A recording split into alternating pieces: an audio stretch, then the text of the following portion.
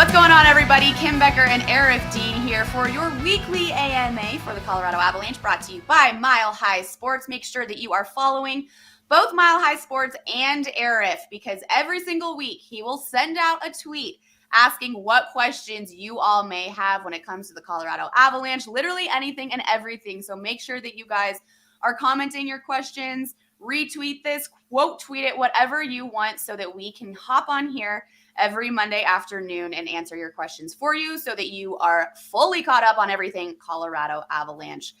Arif, it's been kind of a rocky week for the Colorado Avalanche, up and down. We'll get into it here. But the first question that we have is about Mikko Rantanen. What is Mikko doing to help keep himself healthy and productive? I like the second part of that question. It said, whatever it is, he needs to share it with the rest of the guys. I don't know what he's doing. I wish there was a recipe there that he could share with the others. It's just weird because when you look at some of the injuries, I mean, Nichushkin, it's hard to really gauge it, but like Lehkonen was in a battle in the crease and McAvoy kind of did that body slam and it led to him being in concussion protocol. McKinnon was weird because it was that core injury. He was like, hit against the bench. I think it was by Scott Lawton or Travis Konechny. I forget who it was. So it was a little bit of a weird injury, but whatever Mikko's doing is working. That's for sure. The biggest thing for me about Mikko Rantanen is I know it's noticeable on the ice, but in person, it's even more noticeable. He's a big dude. He's such a big guy. He's got such a big frame. He has the tree trunk legs, the midsection, let's call it glutes, like his hamstrings, everything about him is just massive, where it's hard to knock him off the puck. It's hard to knock him down. It's hard to knock him into the boards because he's just so strong on his skates and has such a low center of gravity that it's going to take a lot to hurt someone like that. He's also very tall. He's 6'4", I want to say. So it takes a little bit of height to get him up high. If not that players, purposely hit up high, but sometimes plays happen where somebody's, bent over looking at the puck and gets hit up high, where I don't think he puts himself in those situations either. So he plays a very aggressive style of play, but it is ultimately a style that is kind of cognizant of where everybody is. And it takes hockey IQ to do that. And that's kind of the biggest thing with me for Mikko Rantanen is he's very smart and very aware and well aware of his surroundings at all time, that it takes a little bit to try to knock him off his game, where it just doesn't happen much. So I think that's the biggest thing with Mikko. Not every hit is going to lead to injury, but if you minimize the hits, you minimize the opportunity of getting injured. You miss 100% of the shots you don't take, as Wayne Gretzky says. So he doesn't take a lot of shots. So thus he misses the injuries. That's kind of the way that I see it. Yeah, well, also maximizing your body armor. You talk about minimizing the hits, but maximizing that body armor, taking care of your body. I mean, we don't see what these guys do behind the scenes all of the time, but being a professional athlete like that, they have to take so well care of their body, and clearly Mikko is doing that, and it definitely translates over onto the ice and for this team. So that's a huge thing that After the Rangers game on Friday, the Avalanche opened the locker room a little bit quick, so I was kind of power walking my way to the locker room. Let's call it a light jog power walk. And as I was entering the locker room, Mikko was walking out, maybe going to like the trainer room or something. Yeah. And we both had to do that thing where we just stop right in front of each other and almost bump into each other. And he looks at me and goes, "Come on." And it just goes around me. And I'm just like, if I hit this guy, I would have been down on the ice, like on the floor. I would have just went right into him because I'm 6'2", 200 pounds, and I am a tiny person in front of Mikko Rantanen. And he just gave me that look like, "Are you kidding me?" And just went around me and just kept going. He's got to go take care of his body. See, Arif, he's on a tight schedule here. You got to get out of his way. I love that. Well, no, it's true. I mean, it's just we don't see all of that, but it really is phenomenal what these guys have to do for their bodies and for their physicality. But we'll move right along here. Who are your favorite trade targets to solve the problem at 2C, Arif? There are three big names. In the beginning of the season, there was another name, but he's kind of off the radar now, just given his team success. The three big ones for me are, number one, Jonathan Toews, centerman in the Chicago Blackhawks, has won 3 Stanley Cups. He's a little bit older, but is having a bit of a rejuvenated season and is the perfect kind of leader to put in that second line spot that can play a two-way game, win you some faceoffs, which this team needs. The second one, we have discussed them before. Ryan O'Reilly of the St. Louis Blues would be so much fun to get him back in Denver. Would be so much fun to see him back playing with Nathan MacKinnon, Gabe Landeskog, and Eric Johnson. Three guys that he knows very well. Mm-hmm. And the third one is Bo Horvat, which I think we've also discussed. He's already up over 20 goals this season. Top 5 in the NHL, one more than Mikko Rantanen, I believe.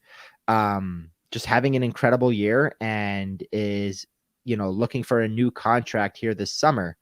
So those are the three big ones for me.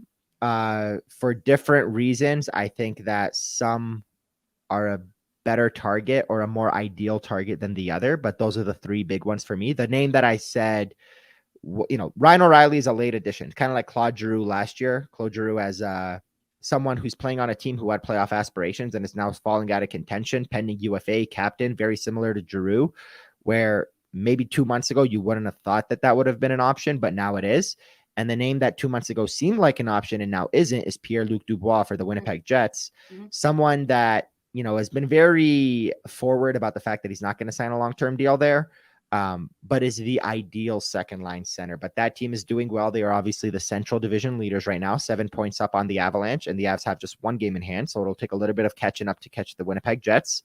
But he's off the target board for me now, given the way that the Jets are playing. They're, thinking playoff run, Stanley Cup. The three for me are Jonathan Toews, Bo Horvat, Ryan O'Reilly. All right. Well, that leads me literally right into our next one here. Do you think that Toews has become the odds-on favorite ads for that trade deadline?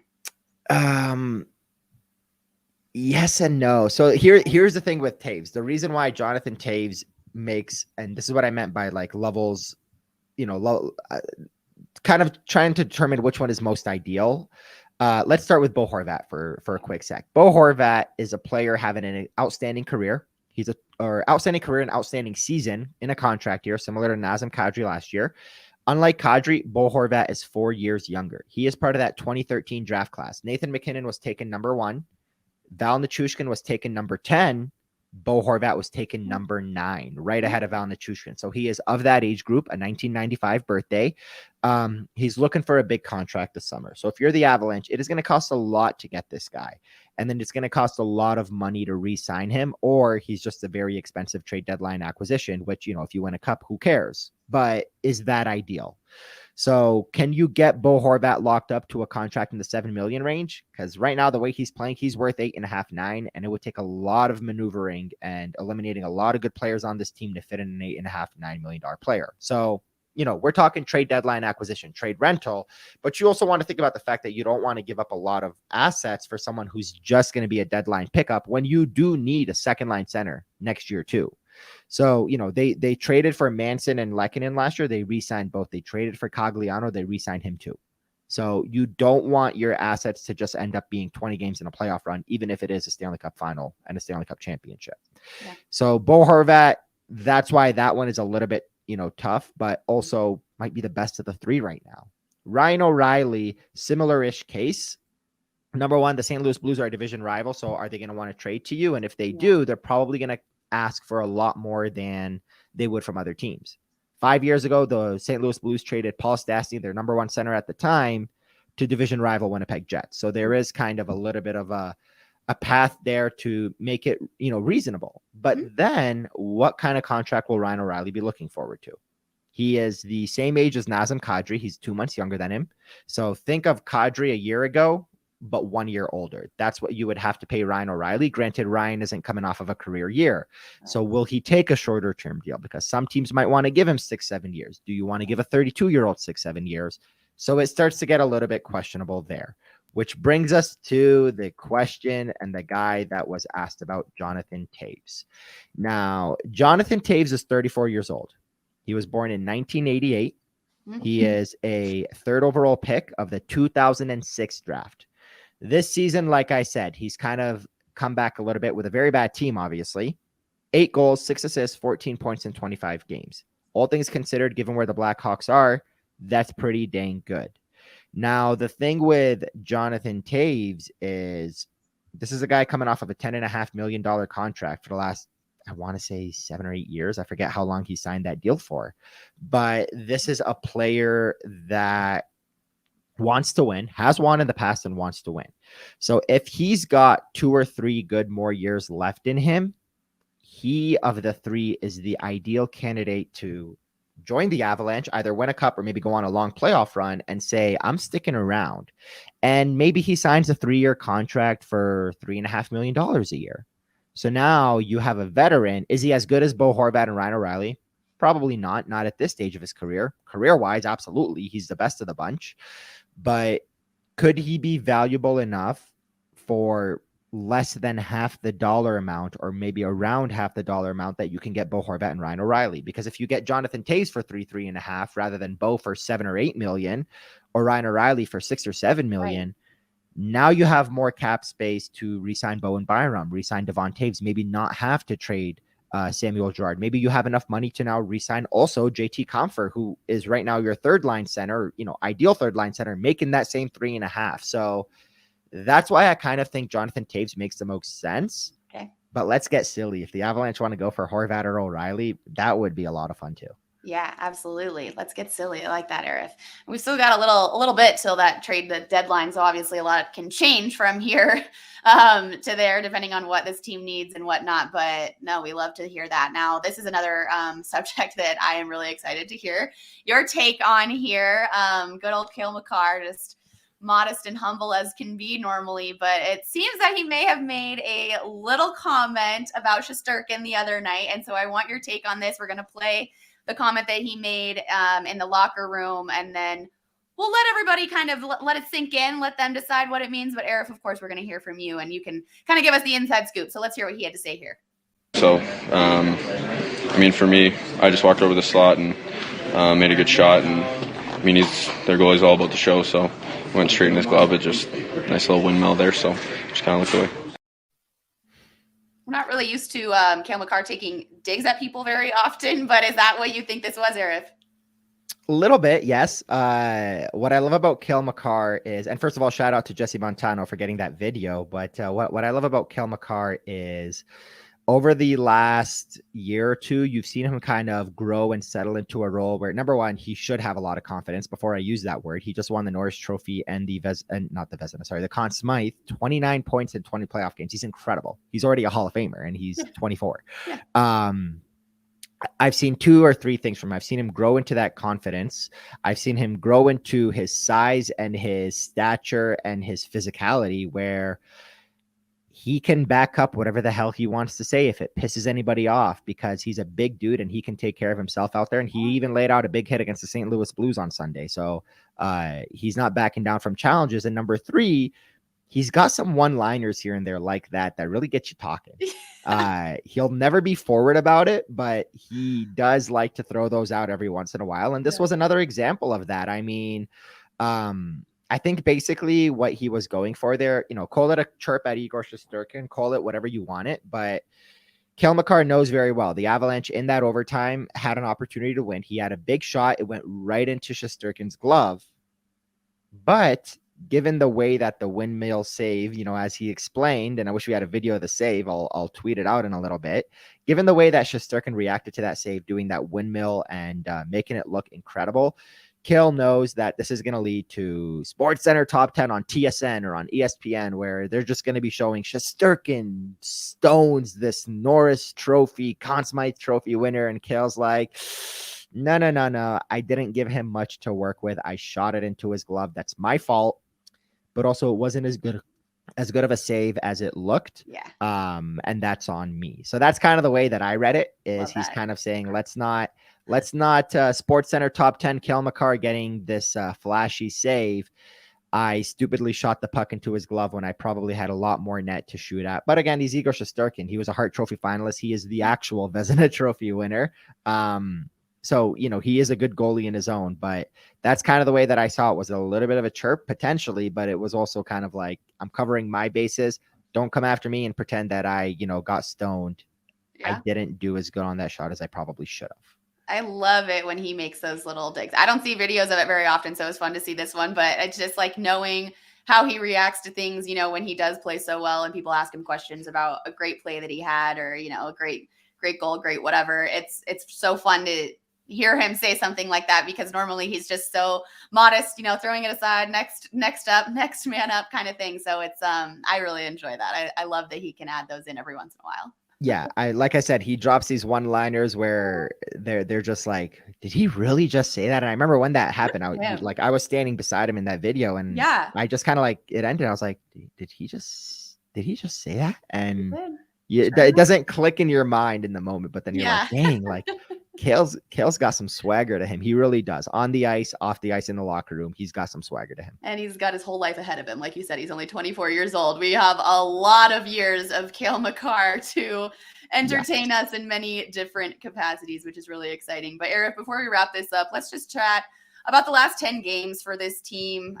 They're sitting at 4-5-1 the last 10 games. So just kind of give us your takes on what's going on, you think, what you've taken away from these last 2 games. I don't really want to talk about last week's shutout loss to the Bruins, but maybe the last 2 games and what you've seen, where you kind of think this team is headed right now. There's no time to panic. Okay. This is not the time to panic. The team is getting healthy. There are a lot of teams in the NHL, that are struggling out of the gate. The Florida Panthers, the New York Rangers that we were just talking about, right. St. Louis Blues at the Avalanche beat yesterday, the Minnesota Wild, the Nashville Predators. There's a lot of teams struggling to play up to the standard they set for themselves a year ago and, in years past. Okay. The Avalanche are not one of those teams. The general consensus and the idea is this team is very injured, and as they get healthier, things will get better. The Boston Bruins game, if there was a slope, and I said this on the podcast the last couple episodes, so sorry for our podcast listeners. If there was a slope, that the higher the slope got, the worse it got for the Avalanche. The injuries are mounting. It's getting terrible. All these AHL call-ups. The top of that slope was that Boston Bruins game. Okay. And I said this right after the Bruins game, before the Rangers and the Blues game. That's the top of the slope. Then it started to dip down. You got the Rangers to overtime. You got it to a shootout, coin flip of a game. Unfortunately, you only end up with 1 point. Val Nichushkin comes back, screens the goalie on that Mikko Rantanen goal. The slope is dipping down. Yep. Then you get to the Blues game. The slope is dipping even more. Now you have Artturi Lehkonen playing on that top line with Nichushkin and Rantanen. He went from playing with Charles Hudon and Alex Newhook on Wednesday to Valerie Nichushkin and Artturi Lehkonen on Saturday or on Sunday. Massive difference. Mikko Rantanen scores a hat trick. You get that tying goal with 8 or 9 seconds left. You score the overtime winner 29 seconds into overtime. The slope is dipping down. You have Evan Rodriguez and Darren Helm are kind of on the mend. Once those guys come back, and I say only loosely, the only injuries will be Gabe Landeskog and Nathan MacKinnon. McKinnon's due back early January. McKinnon's due back late January. Landeskog's due back late January, McKinnon early January. You get the point. So rest of December, as long as no other injuries arise to the forward core, I know Byram and Manson are also out, but to the forward core, you would only have Landeskog and McKinnon out, which is a pretty good lineup given the competition you have this month to rack up a bunch of points. Then in January, when it's not as busy, you get back those guys. You start to inch toward the trade deadline where you're going to trade for probably a second line center that we just discussed earlier. March 3rd is the trade deadline. No time to panic. State of the Avalanche. They're 4-5-1 for a reason. They were winning a lot of games and they had no idea how. I asked Jared Bednar 2 weeks ago, how the heck are you guys winning these games? And he kind of looked at me like, the hell if I know. I don't know how we're doing it. Then Lehkonen, Manson, and McKinnon all got injured within a 72-hour stretch, and it got a little tough there. Yeah. But then Nichushkin came back. Lehkonen came back. Helm and Rodriguez are due back here very soon. If not Tuesday, then probably Thursday, potentially Saturday at the latest for someone like Darren Helm. Okay.